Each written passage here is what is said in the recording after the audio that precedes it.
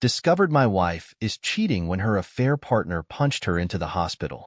So I did this, and now years later, she can't accept my engagement to my fiancé.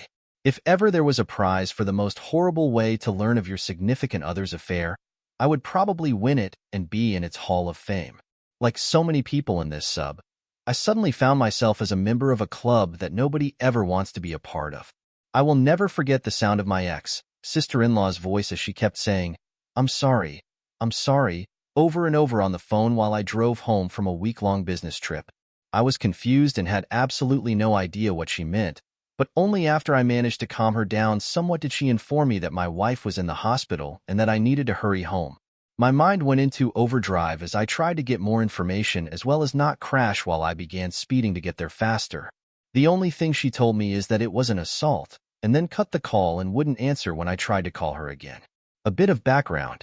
My ex and I met in our mid-20s. It was through a mutual friend at a barbecue. At first, she seemed almost too good to be true. Not only was she incredibly beautiful, but she was also shy and introverted. It took a while for us to officially date, but once it happened, I was over the moon.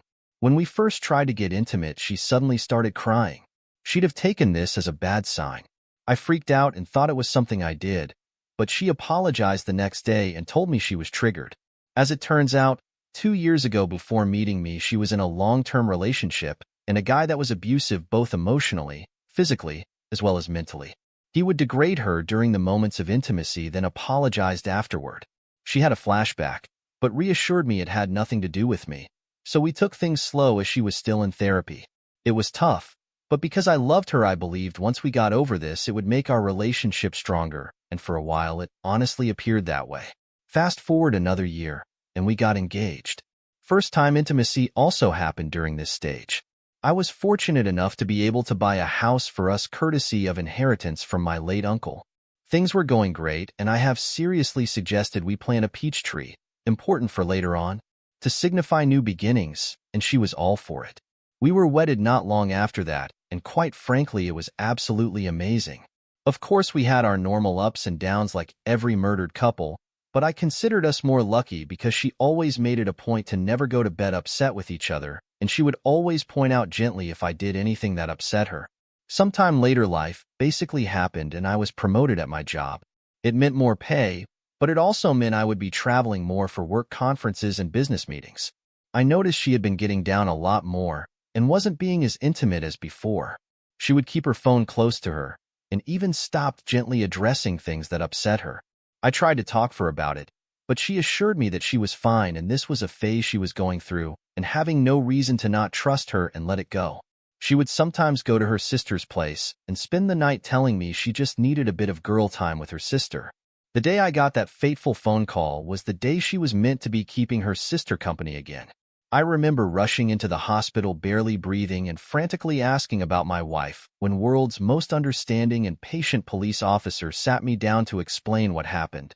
He told me he was a friend of my sister-in-law, and he happened to respond to a domestic disturbance call. He arrived on the scene to find a couple fighting. The supposed boyfriend was on top of the female punching her, and she was screaming trying to scratch him. This didn't make any sense to me because, 1, it had nothing to do with my wife because we're married, and 2, literally everyone who knew my wife knew she wouldn't do that. He gave me a knowing look and placed his hand on my shoulder, then told me to be very calm because said girlfriend was actually my wife. If it weren't for the severity of the situation, I would have laughed in his face, but something in the way he said everything made me believe him. I then was ushered in by a nurse to see my wife, and what greeted me to this day, I still can hardly find the words to describe it. I just stood there for what seemed like an eternity. Then a doctor came in and explained her injuries to me. The jaw was slightly fractured, her left eye was completely swollen shut, and had massive bruising covering half of her face as well as 3 broken ribs. Then the doctor dropped another bomb and told me she was pregnant. I still couldn't understand how this happened. Then I caught sight of her sister. She at first tried to avoid me, but at the persuasion of her police officer friend, she told me what she knew. It turns out my wife's ex had gotten in contact with her 5 months ago. He was doing this redemption pyramid step thing where he would apologize to people he has wronged in order to clear his karma. Anyone else's betrayed spouse meter going crazy right now?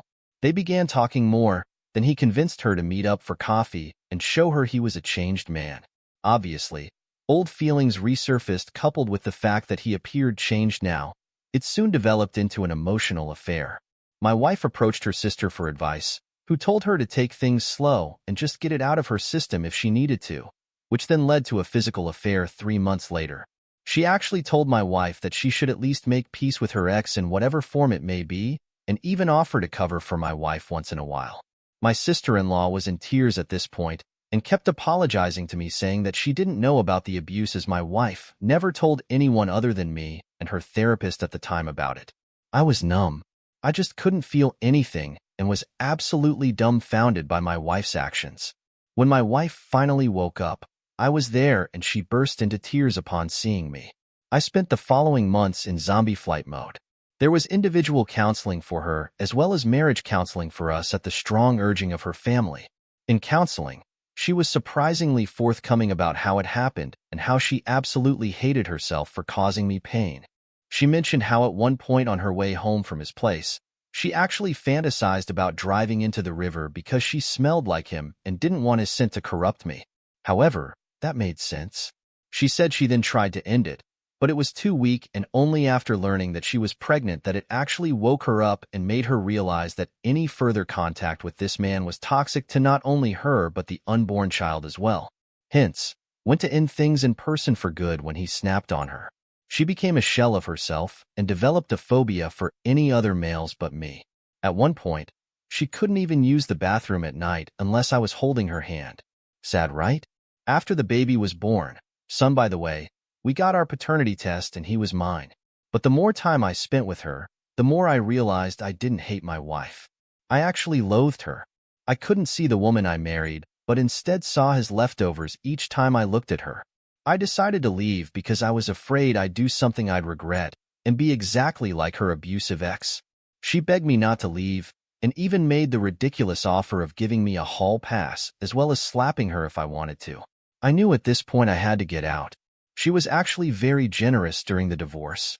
She moved back into her parents and signed a very well-thought-out co-parenting plan issued by the courts. Moving forward 3 years later, and I meet my now fiancé by chance. I was in a bookstore with a buddy of mine, and we were discussing Egyptian mythology when this beautiful woman approached me to correct me on my pronunciation of the Egyptian god cities. Needless to say, I'm instantly impressed by not only her understanding but also by the fact that she is Egyptian herself. We exchanged numbers, which eventually led us to dating. When I finally proposed to her, it was actually in front of the peach tree I had planted years ago. I got down on one knee, but before I got my answer, she ran into the house and came out with a ring as well. Turns out she was actually planning on proposing herself because she was madly in love with me, and she didn't just want any other woman to have me. My son, in all his sweet childlike innocence, told his mother what happened because he was present when it happened. My ex literally showed up that night in the rain yelling about how could I propose to her, my fiancé, in front of our tree, and that this is the end of us. I am completely exhausted at this point.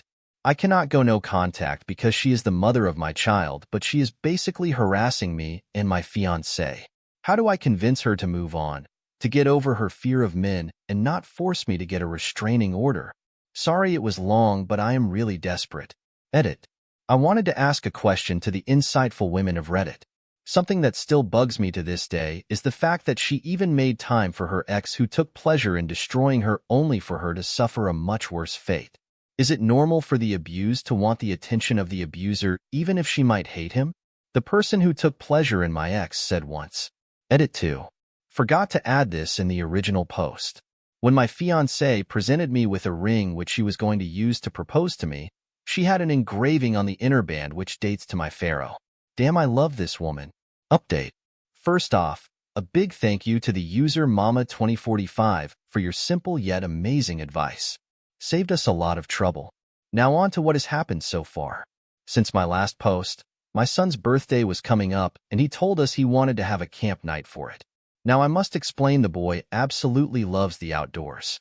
Everything from camping to hiking to even playing in rivers are his favorite, and obviously due to an ongoing situation, we cannot go to our usual spots.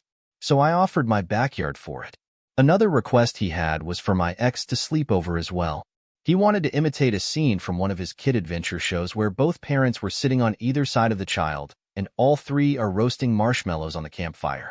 Now I had absolutely no intention of denying my son's birthday wishes, but at the same time, I couldn't have my ex sleep in the same tent as me and my son. That would be far too disrespectful to my fiancée, even though she said she understood. It was clear she wasn't okay with it.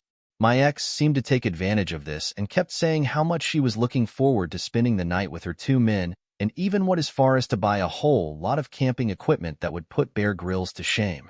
She was certainly trying to rub it in my fiancé's face, and wasn't graceful about it either.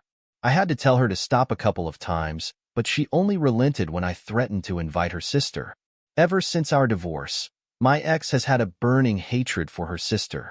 She, my ex, acknowledges her role in the destruction of our marriage, but blames her sister for encouraging the affair and not safeguarding from her making choices that would ruin hers, but more importantly, according to her, our life together. It's gotten so bad that she refuses to let her sister spend any significant amount of time with her son, which at one point caused my ex-sister-in-law to have severe depression. My ex-sister-in-law has been trying for years to reconcile with her sister, but it just seems to get worse as time goes on. A Redditor, Mama2045, offered me a simple and effective solution. She suggested I go out and purchase a multi-room tent, that way my fiancé could be included. I wasted no time and immediately went out to get one.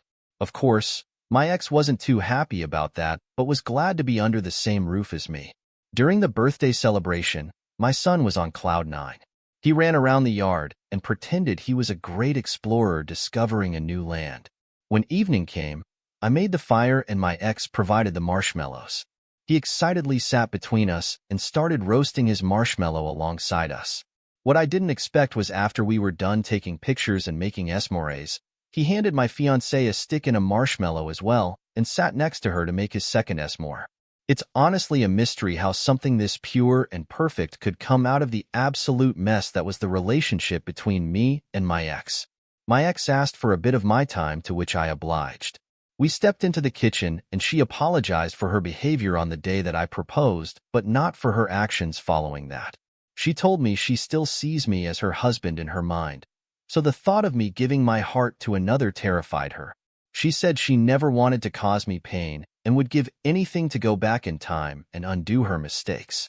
She mentioned how happy she was when the paternity test showed that I was the father, because she thought it was a new beginning for us and that he was proof of our love. I thanked her for the courage to share all of this, but told her I was happy with where I was in life and with whom I was with, but hoped she would find someone to make her happy as well. She said she meant what she told me on that day we divorced and will wait for me. I left the kitchen feeling exhausted because none of what I was trying to say got through to her. We decided to call it a night, where me and my fiancé slept in one room with the tent and my ex with my son and another. All in all, a good birthday for my son, but not so good night for me.